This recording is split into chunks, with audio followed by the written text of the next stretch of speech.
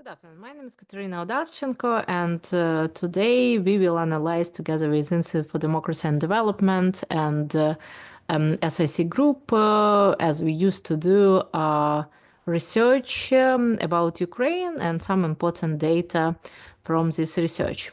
If you follow up directly my articles on Atlantic Council and CEPA and Wilson Center, maybe you know that I follow up different interest in sociological research, and today we will moving forward on pretty fresh reports, and these reports from rating group for 1,000 respondents, and we will talk about very interesting issues, how now into 2024 Ukrainians understand ideal political leader and ideal government person who serve in government.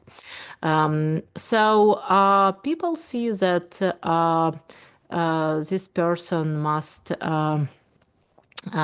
be honest, he must have experience, he must be educated and be smart, he must not take bribes, he must be patriot, and fifth point, that he must be close to the people. Why it's important? Because generally these issues, it's issues which will be used as image of politician for next elections.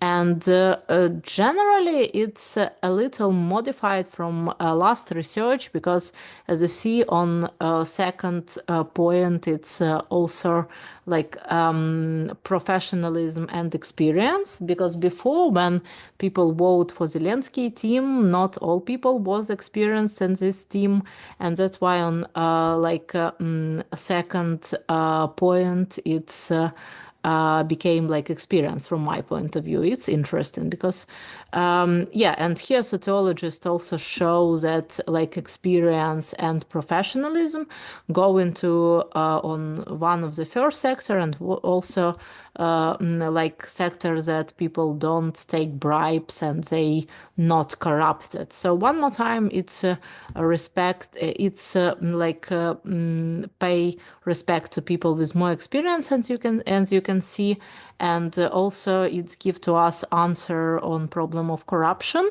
and patriotism. Obviously, it's connect with war and with Russian aggression in Ukraine. So one more time, here you see different groups in different parts of Ukraine. I'm not sure that it's more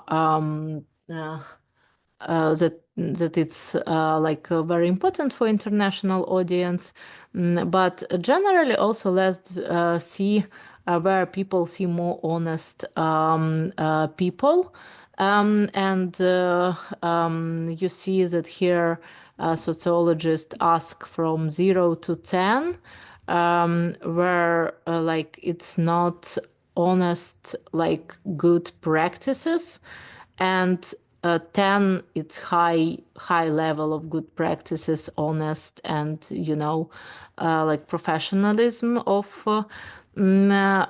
structures. And as you see here, police, also customs, judges, cabinet of ministers, its government, and Verkhovna Rada, its parliament, have pretty low level in people's understanding, from 4 and 3 till 3% to parliament. So people really don't think that this people and these institutions and these people honest, which is interesting because generally it's also correlates with problems in Ukraine.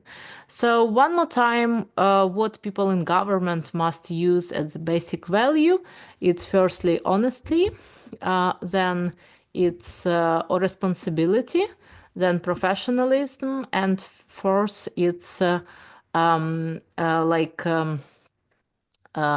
their clear work, right? So that their work is clear and transparent. Yeah, so it's transparent work. So one more time, on the next elections and new political forces which will build in Ukraine will, of course, understand that the politicians and their background must correlate with this information. And now how people think, what people in government looks like and how they act. So here 25% said that people in government act because they want to have something for themselves, so personal profits. 20% says that, yeah, they mostly want personal profit. 34% says that, oh, maybe it's personal profit and personal senses and their government instructions and, their professional instructions.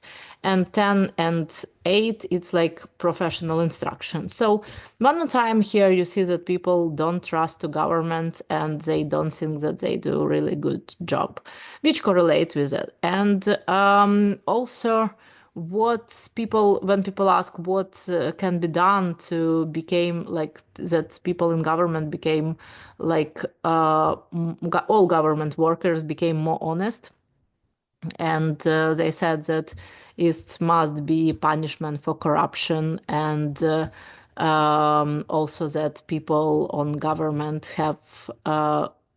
must have punishment if